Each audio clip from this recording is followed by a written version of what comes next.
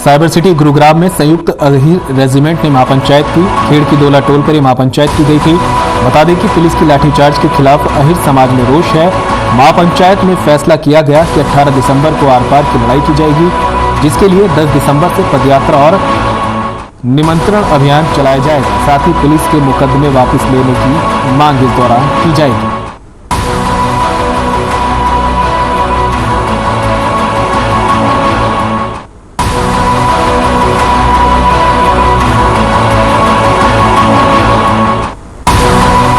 गुरुग्राम में CM flying और पालम विहार crime unit को बड़ी सफलता हाथ लगी है। बता दें, गांधीनगर कॉलोनी में फर्जी कागजात बनाकर बैंकों में लोन फर्जीवाड़ा करने वाले 3 आरोपियों को गिरफ्तार कर लिया गया है। जानकारी के मुताबिक ये आरोपी सर्व हरियाणा ग्रामीण बैंक की ब्रांच में खाता खुलवाकर लोन लेने के नाम पर फर्जीवाड़े का काम करते थे।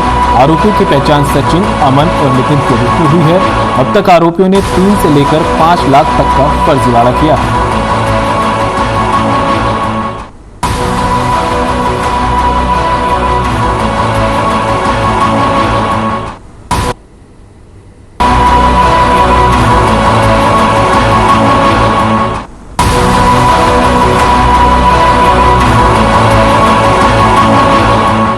फरीदाबाद में गरीब लोगों को जल्द ही सस्ता और बेहतर इलाज मिल सके, इसके लिए धर्मार्थ वेलफेयर सामने आया है। गरीबों को बेहतर इलाज मुहैया कराने के लिए धर्मार्थ वेलफेयर ने एक डिस्पेंसरी का शुभारंभ किया। डिस्पेंसरी का शुभारंभ पूर्व कैबिनेट मंत्री विपुल गोयल ने रिबन काटकर किया। इस मौके पर संस्था के सामाजिक कामों की तारीफ करते हुए विपुल गोयल ने कहा कि धर्मार्थ वेलफेयर संस्था पिछले 50 सालों से सामाजिक काम कर रही है। संस्था ने गरीब लोगों के हित में लगातार कार्य किए हैं।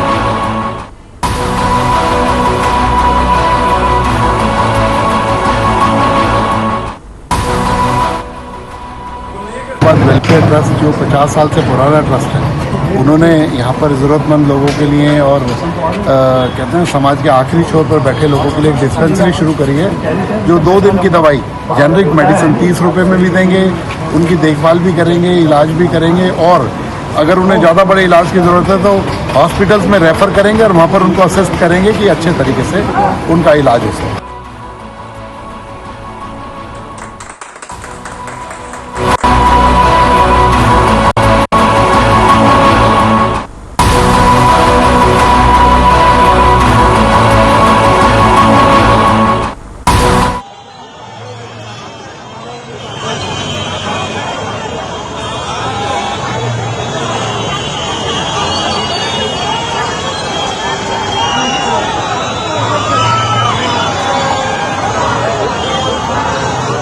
सूरत में ये सीएम का रोड शो है। गुजरात में होने वाले विधानसभा चुनाव की तैयारियां जोरों पर है, जिसको लेकर बीजेपी ने अपने स्टार प्रचारकों में सीएम योगी का भी नाम शामिल किया। इसी कड़ी में सीएम योगी आदित्यनाथ अब रोड शो करने निकले हैं। भारी हुजूम इस दौरान देखने को मिल रहा है। तस्वीरें आपके सामने है। ये तस्वीरें गुजरात के सूरत की है, जहां पर सीएम योगी आदित्यनाथ काफिले के साथ रोड शो करने निकले हैं। अपने प्रत्याशी के समर्थन में रोड शो किया जा रहा है। बता दें कि गुजरात में विधानसभा चुनाव की हलचल तेज है, जिसको लेकर बीजेपी के स्टार प्रचारक ताबड़तोड़ रैलियां कर रहे हैं। साथ ही जनसभा के बीच जाकर अपने प्रत्याशियों के लिए वोट की अपील कर रहे हैं। इसी कड़ी में अब सीएम योगी आदित्यनाथ भी गुजरात की सूरत की सड़कों पर अपने काफिले के साथ उतरे और रोड शो किया। ये भव्य तस्वीरें आप देख रहे हैं, जहां गुजरात के सूरत की तस्वीरें सीधे आपको हम लोग दिखा रहे हैं।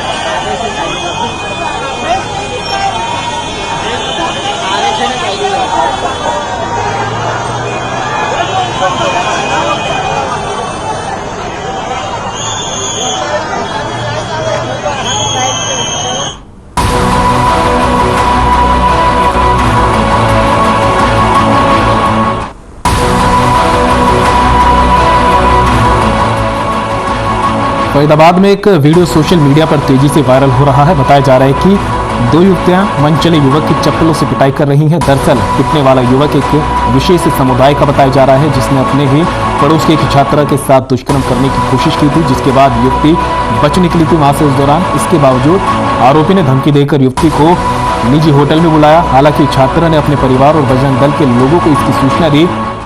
वहीं बजरंग दल के कार्यकर्ता मौके पर पहुंचे और आरोपी को दबोच लिया। फिलहाल पुलिस ने पीड़ित युवती की शिकायत पर दुष्कर्म के प्रयास का मामला दर्ज कर आरोपी को गिरफ्तार कर लिया है।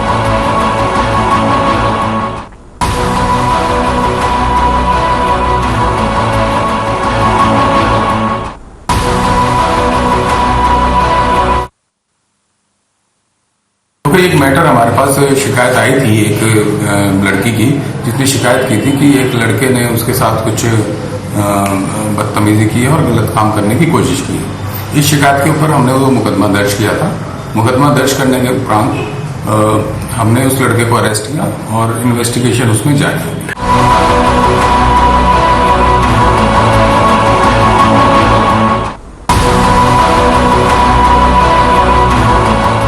फरीदाबाद पुलिस ने सड़कों पर तेज रफ्तार से वाहन चलाने वालों के खिलाफ अभियान शुरू किया है। अपने इस अभियान के तहत पुलिस ने फरीदाबाद के सीकरी गांव में तेज रफ्तार वाहन चालकों पर कार्रवाई की। इस अभियान के तहत पुलिस ने यातायात का पालन न करने वाले वाहन चालकों का चालान भी काटा। इस अभियान के तहत पुलिस ने वाहन चालकों से यातायात नियमों के पालन की अपील की है।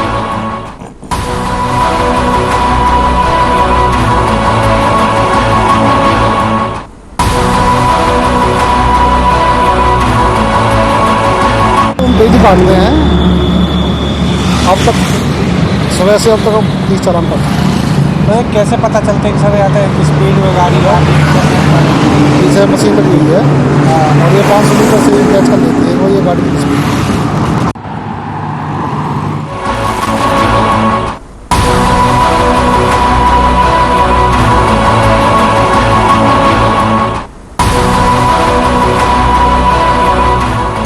फरीदाबाद का नगर निगम प्रशासन हमेशा दावा करता है कि रोड पर बने डिवाइडरों की रोजाना सफाई की जाती है, लेकिन जमीनी हकीकत कुछ और ही नजर आ रही है।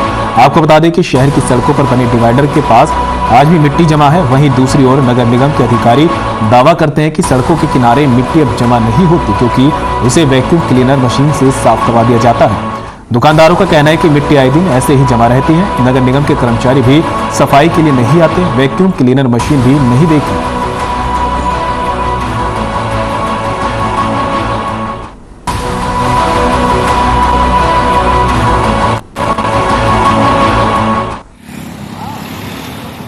नहीं भी आते हैं, सफाई करने के लिए आते हैं, कभी कभाई भी आते हैं और 2-3 महीने में एक बार भी आती है, गाड़ी आती है जो धूल मिट्टी को ले जाती है। और ये क्या है जी, सफाई वगैरह करते हैं तो सारी गंदगी को नाली में डाल देते हैं। करें ना है सफाई, धूल मिट्टी उड़ती रहे सारा दिन, आधा किलो रोज खाली पड़े हैं जी। नगर निगम के जो कर्मचारी हैं वो दावा करते हैं, कहते हैं कि हमारी मशीन है, गाड़ी है, उसको लगा कर आज तक मशीन आई नहीं। एक दिन जब मुहूर्त हुआ था जब मशीन आई थी यहाँ, उसके बाद तो आई ना, देखी ना मशीन कहाँ है क्या है।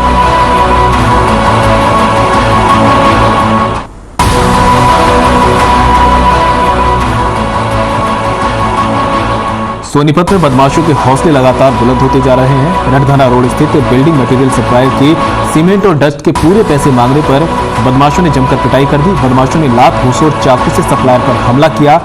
जानलेवा हमले की पूरी वारदात सीसीटीवी में कैद हो गई। घायल दुकानदार को इलाज के लिए अस्पताल में भर्ती कराया गया है। पुलिस ने मामले में पीड़ित मनीष भसीन के बयान पर हत्या की कोशिश, मारपीट और धमकी देने का मुकदमा दर्ज कर आगे की जांच शुरू कर दी है।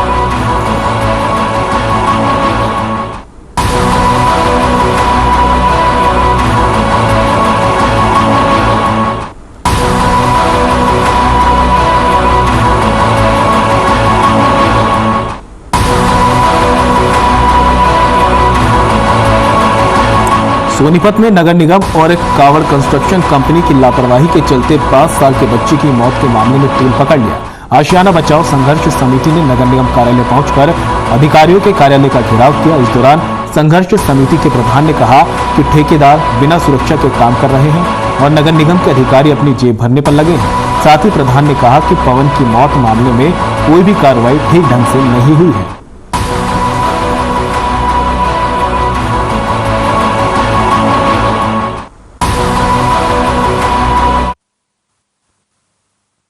जो प्रदर्शन करने आ रहे हैं, क्योंकि जो ठेकेदार काम कर रहे हैं इतनी गलत तरीके से काम कर रहे हैं कि उनको कोई व्यवस्था नहीं, लोगों की कोई सुरक्षा, कोई इंतजाम नहीं है। कल परसों 20 तारीख को एक 4 से 5 साल का बच्चा डूब के मर गया है अभी, क्योंकि उनकी लापरवाही की वजह से डूब गया वो। रही दूसरी बात, जो ड्राइंग के हिसाब से जो काम करना चाहिए प्रशासन या ठेकेदार कोई भी काम नहीं कर रहा, क्योंकि नगर निगम के अधिकारी सिर्फ अपनी जेब में भर रहे हैं, हमारे ऐसे कोऑपरेट नहीं कर रहे।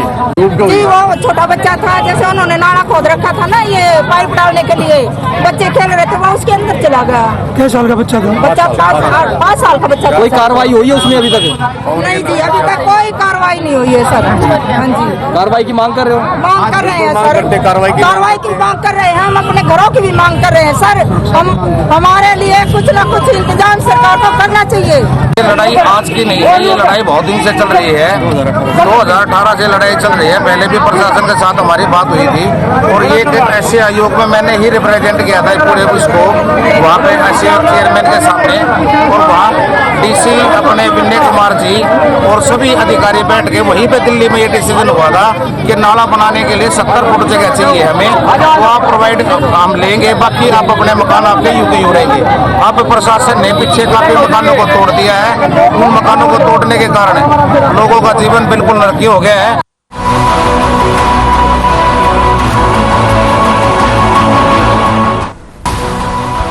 खबर बहादुरगढ़ से है, जहां सरकार की ओर से पीटीआई शिक्षकों को नौकरी से हटा दिया गया था, जिसके बाद शिक्षक ने आत्महत्या कर ली। बता दें कि सरकार ने 2019 में हरियाणा के पीटीआई शिक्षकों को नौकरी से बाहर किया था। शिक्षक की नौकरी छूट जाने के बाद वह सिक्योरिटी गार्ड का काम कर रहा था। पिछले कई दिनों से शिक्षक मानसिक रूप से परेशान था। पुलिस ने शव को पोस्टमार्टम कराकर परिजनों को सौंप दिया है और आगे की कार्रवाई में जुट गई है।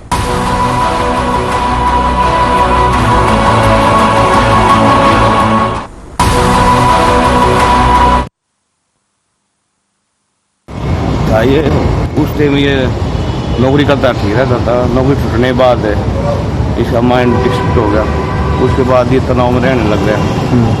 उसकी वजह से उसने आज दिक्कत कर अपनी आत्महत्या कर।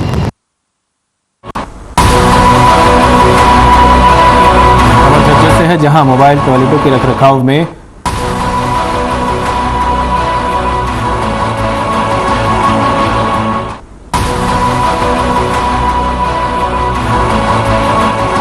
खबर झज्जर से है, जहां मोबाइल टॉयलेटों के रखरखाव में अव्यवस्थाओं के अंबार लगे हुए हैं। बता दें कि टॉयलेट शहर में लोगों की सुविधा और स्वच्छ बनाने के उद्देश्य से लगाए गए थे, लेकिन यहाँ गंदगियों के अंबार लगे हुए हैं। फिलहाल अब ये लोगों के लिए परेशानी का कारण बनते जा रहे हैं, जहां ना तो समुचित ढंग से पानी की व्यवस्था है और ना ही बिजली की।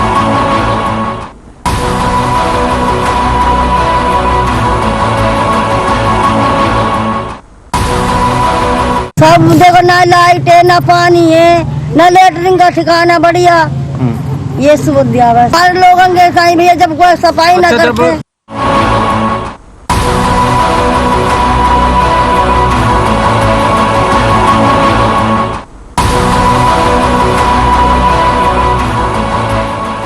खबर झज्जर से है, जहां झज्जर गुरुग्राम रोड पर जबरदस्त सड़क हादसा सामने आया है। हादसे के दौरान तेज रफ्तार ट्रक ने पहले ट्रैक्टर को टक्कर मार दी और फिर टायर पंचर खोखे से जाकर टकरा गया, जिससे ट्रैक्टर ड्राइवर और खोखे में खाना बना रहे किशोर की झज्जर में इलाज के दौरान मौत हो गई। मामले की जानकारी मिलने के बाद डीएसपी राहुल देव झज्जर सिविल अस्पताल में पहुंचे और पीड़ित परिवार से बातचीत की। वहीं दुलीना चौकी इंचार्ज कुलदीप ने बताया कि ट्रक ड्राइवर ट्रक को लापरवाही और तेज गति से चला रहा था, जिसकी वजह से ये घटना हुई। पुलिस ने ट्रक चालक के खिलाफ मामला दर्ज कर आगे की जांच शुरू कर दी।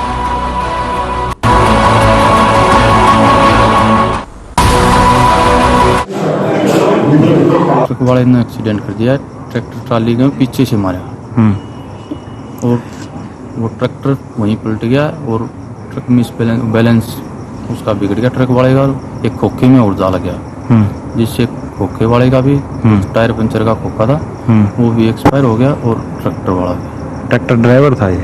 हाँ, ट्रैक्टर ड्राइवर था।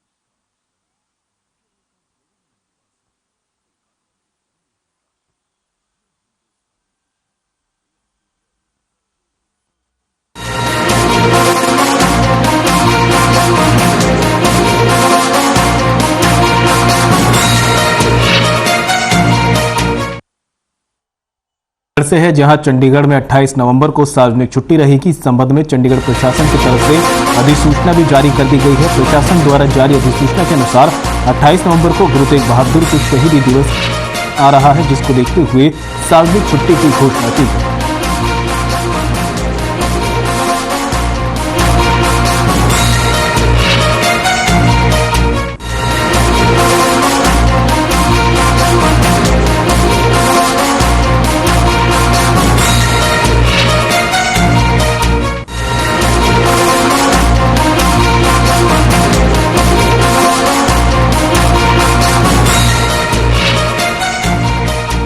चंडीगढ़ में एक युवती की हत्या का मामला सामने आया। जानकारी के मुताबिक चंडीगढ़ के सेक्टर 45 बुडेल में एक तरफा प्रेम प्रसंग में एक युवती की हत्या कर दी गई। युवती की हत्या करने वाला विशेष समुदाय का युवक बिहार का रहने वाला है। पुलिस ने उसे सेक्टर 45 बस स्टैंड से गिरफ्तार कर लिया। जब हत्या के बाद वो चंडीगढ़ से भागने की फिराक में था, उस दौरान ये गिरफ्तारी की गई। फिलहाल पुलिस मामले की जांच कर रही है।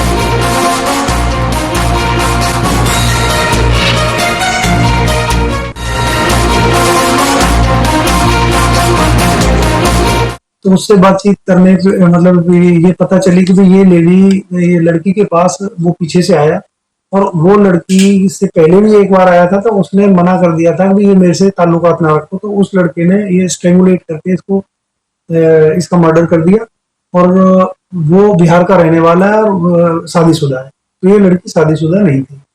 तो ये पहले भी बुड़ैल में कहीं किसी दूसरी जगह पे पहले भी ऐसे इकट्ठे ही रहते थे, मतलब किराए पे। तो उसको अरेस्ट कर लिया।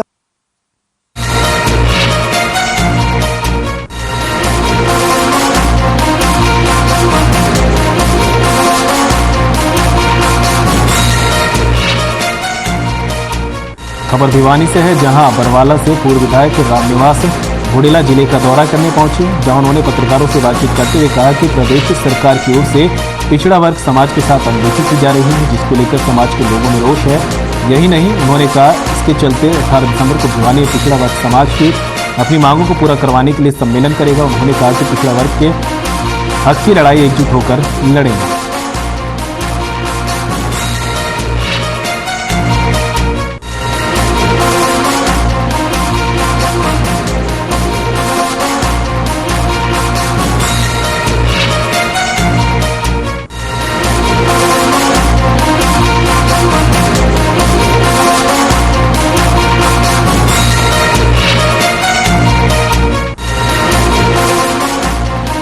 यमुनानगर में अपहरणकर्ता शख्स को बुढ़िया क्षेत्र में छोड़कर फरार हो गए। इस दौरान अपहरणकर्ताओं ने शख्स के परिजनों से 20 लाख रुपए की फिरौती मांगी थी, जिसके बाद ग्रामीणों ने इसकी सूचना पुलिस को दी और कुरुक्षेत्र से पुलिस के वरिष्ठ अधिकारी मौके पर पहुंचे। पुलिस ने बताया कि लाडवा के रहने वाले शख्स का नाम जर्नैल सिंह है। जर्नैल के भाई ने थाना लाडवा में FIR दर्ज कराई थी। साथ ही उन्होंने बताया था कि उसके भाई का अपहरण कर लिया गया है और 20 लाख की फिरौती की मांग की गई है। वहीं पुलिस ने मुकदमा दर्ज कर जाँच शुरू कर दी है।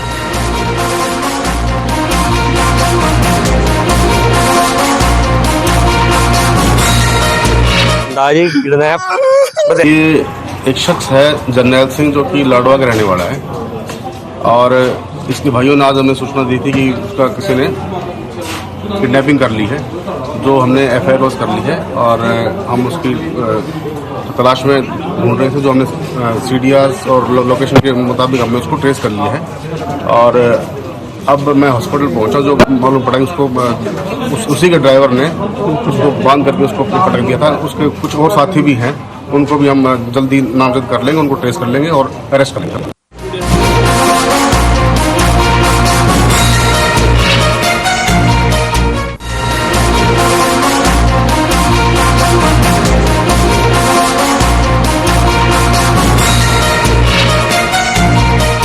कुरुक्षेत्र के शाहबाद थाने में कबूतरबाजी का मामला सामने आया, जिसमें एक व्यक्ति की मौत विदेश में हुई थी। परिजनों ने एजेंट की गिरफ्तारी की मांग की और विदेश में मारे गए व्यक्ति के शव के साथ गृह मंत्री अनिल विज के घर के बाहर दिल्ली नेशनल हाईवे पर जाम लगा दिया। मृतक के परिजन गृह मंत्री अनिल विज से मिलने की बात कर रहे थे, जबकि पुलिस 5 व्यक्ति को गृह मंत्री से मिलने के लिए इजाजत दे रही थी। इसी बीच पुलिस और मृतक के परिजनों में झड़प हो गई और पुलिस को लाठीचार्ज करना पड़ा। हालांकि बाद में 5 परिजन गृह मंत्री से मिले तो गृह मंत्री ने उसी समय कुरुक्षेत्र के SP को डांट लगाते हुए तुरंत आरोपी की गिरफ्तारी के आदेश दिए। इस मौके पर DSP राम कुमार ने बताया कि एक मामला कबूतरबाजी का था जिसमें एक व्यक्ति की विदेश में डेथ हो गई थी और यह मामला दर्ज किया। इसमें 2 आरोपियों को अटैच भी कर लिया गया है। संस्कार के बाद आरोपी पर भी जो भी उचित कार्रवाई होगी वह की जाएगी।